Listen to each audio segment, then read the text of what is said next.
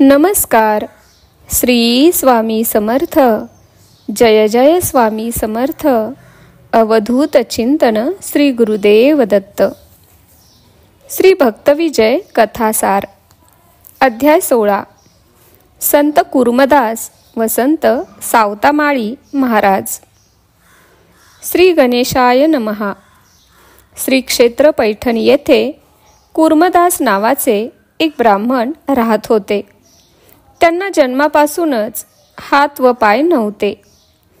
ते सूर्यदेवांचे सारथी अरुण यांचा अवतार होते. मोठे झाल्यावर त्यांना हरिकीर्तन ऐकण्याची गोडी लागली. जेथे हरिकीर्तन असेल तेथे ते खुरडत सरकत जात व एकाग्रतेने हरिमहात्म्य श्रवण करीत. अशाच एका कीर्तनामध्ये त्यांनी पंढरपूर महात्म्य ऐकले. ते ऐकून त्यांना खूप आनंद झाला. त्यांनी आपली पंढरपूरला जाण्याची इच्छा लोकांना सांगितली. तेव्हा लोकांना हसू आले आणि तुम्हाला हातपाय नाहीत, मग तुम्ही तेथे कसे जाणार असे म्हणून ते त्यांची थट्टा करू लागले. यावर कुर्मदास म्हणाले, हातपाय नसले म्हणून काय झाले, ते पांडुरंगच मला तेथे नेतील. अनायासे लाभलेल्या या नरजन्मात मी पंढरपूरला गेलो नाही तर माझा 84चा फेरा कसा चुकेल. त्यानंतर एके दिवशी कुर्मदासांनी पैठण सोडले आणि खुरडत सरकत जाऊन कोसभर अंतरावर असलेल्या एका मारुती मंदिरात ते विश्रांतीसाठी थांबले. त्यांना तहान भूक लागली होती म्हणून ते पांडुरंगांचा धावा करू लागले. तेव्हा ते रुक्मिणीकांत एका व्यापाऱ्याचे रूप घेऊन त्यांच्यापाशी गेले व आपण कोण, कुठले, कुठे निघाला आहात अशी त्यांची चौकशी केली. मग कुर्मदासांनी त्यांना आपले नाव, गाव व पंढरपूरला जाण्याचा बेतही सांगितला. तेव्हा ते म्हणाले, बरे झाले, मला तुमची अनायासे सोबत मिळाली. यावर कुर्मदास म्हणाले, मी हा असा अपंग, माझी सोबत तुम्हाला काय उपयोगी पडणार. मला तुमचे नाव माहीत नाही, तुम्ही कुठे जात आहात तेही माहीत नाही, तरी कृपा करून मला तुमच्याविषयी काही सांगा.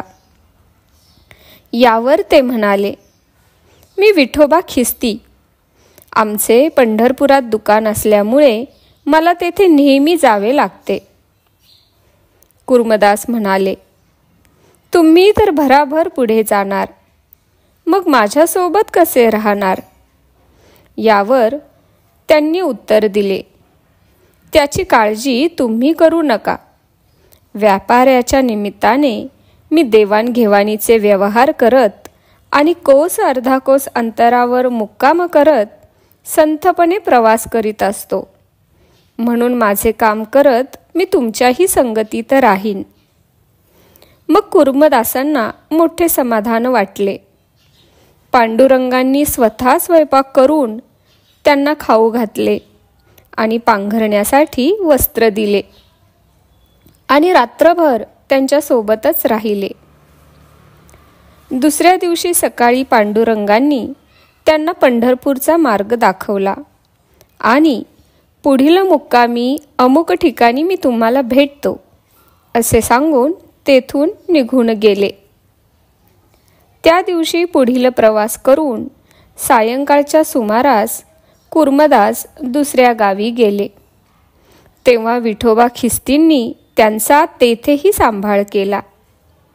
प्रथम भेटीतच पांडुरंगांनी त्यांना, मी पंढरपुरास यात्रेसाठी जाणाऱ्या दीनदुबळ्या अनाथ यात्रेकरूंची काळजी घेतो, मी त्यांची तहानभूक निवारतो, तेव्हा तुम्हीही तुमच्या उदरनिर्वाहाची चिंता करू नका असे सांगितले होते. कुर्मदासांना त्यांच्या या वचनांची प्रचिती प्रत्यक्ष वारंवार येत होती.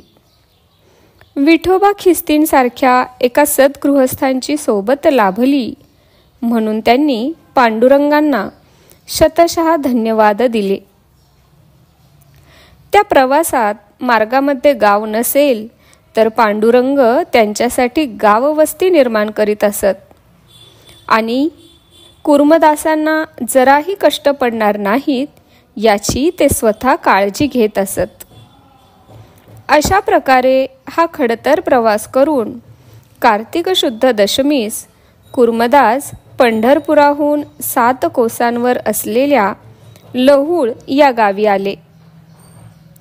तेथून बरेच यात्रेकरू पंढरपुरास चालले होते. त्यांना पाहून एवढ्या जवळ येऊनही मला एकादशीच्या दिवशी पांडुरंगांच्या दर्शनाचे भाग्य नाही. मला पाय असते तर मी सुद्धा यांच्याबरोबर त्वरेने चालत गेलो असतो आणि त्या पांडुरंगांचे दर्शन घेतले असते. या विचारांनी कुर्मदास व्यथित झाले. त्यांना काय करावे हेच सुचेना. शेवटी त्यांनी यात्रेकरूंबरोबर श्रीहरींसाठी एक निरोप पाठवला.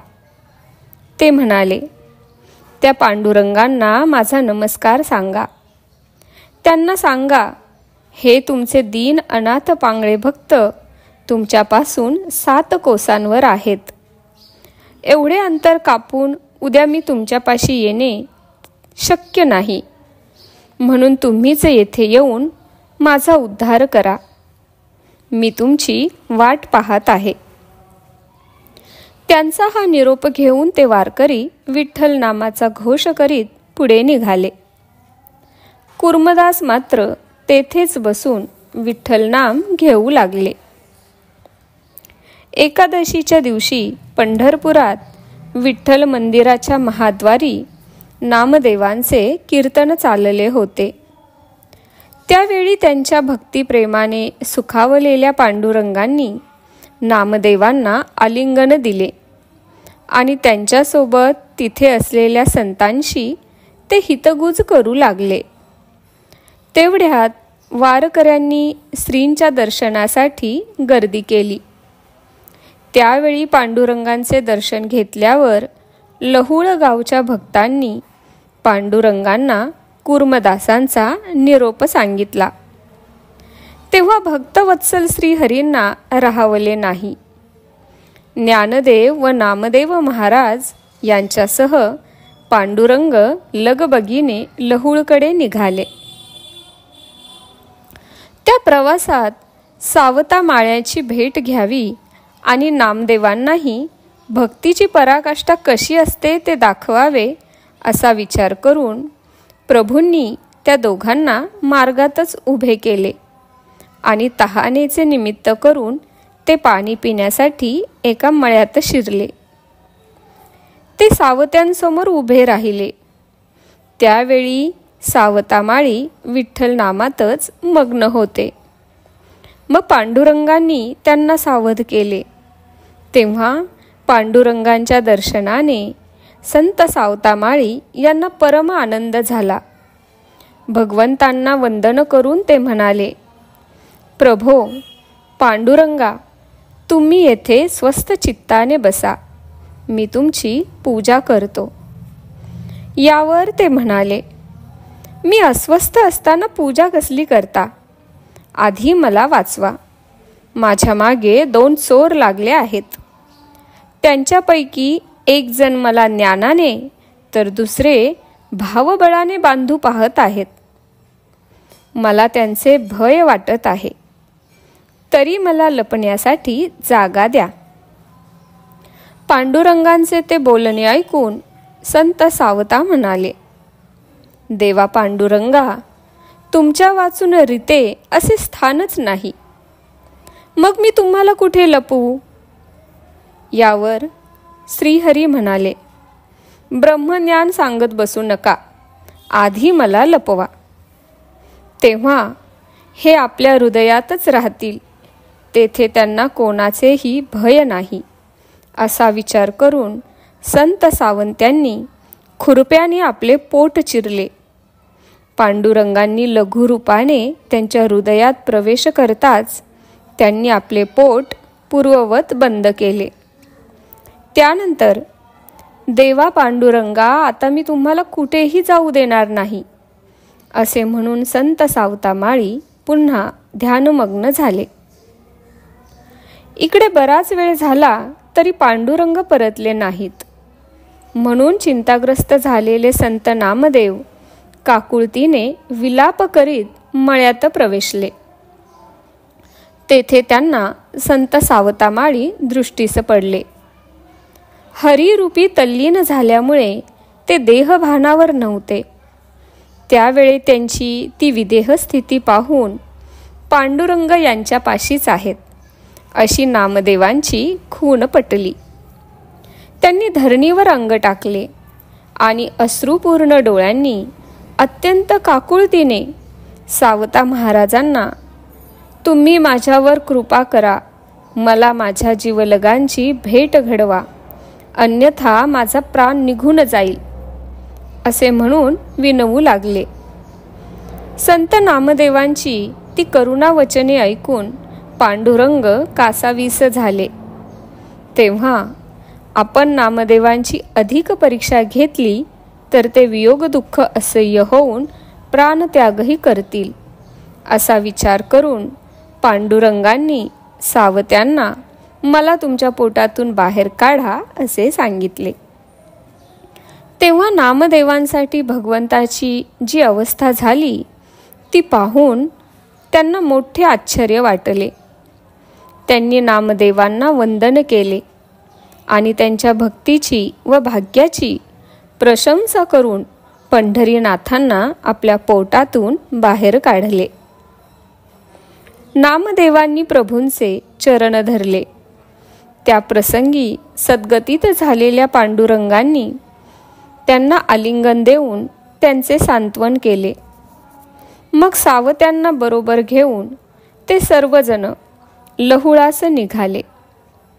तेव्हा कुर्मदासांना अनेक शुभ शकुन होऊ लागले. तिथे पांडुरंगांनी त्यांना आपले चतुर्भुज रूप दाखवले. त्या दर्शनाने ती सारी संत मंडळी धन्य झाली. त्यांचे परिश्रम सार्थकी लागले. कुर्मदासांची यात्रा सफल झाली. ते नमस्कार करू शकत नव्हते, म्हणून त्यांनी लोटांगण घातले. त्यांच्या भेटीने आनंदित झालेल्या श्रीहरींनी त्यांना आलिंगन देऊन वर मागण्यास सांगितले. तेव्हा कुर्मदासांनी त्यांना, पांडुरंगा, देवा विठ्ठला, आता आपण येथेच वास्तव्य करा, अशी विनंती केली. कुर्मदासांची ती विनंती मान्य करून पंढरीनाथ तेथेच राहिले. आषाढी कार्तिकेला आजही तिथे यात्रा भरते. अध्याय 16 समाप्त. श्री स्वामी समर्थ. जय जय स्वामी समर्थ. अवधूत चिंतन श्री गुरुदेव दत्त. धन्यवाद.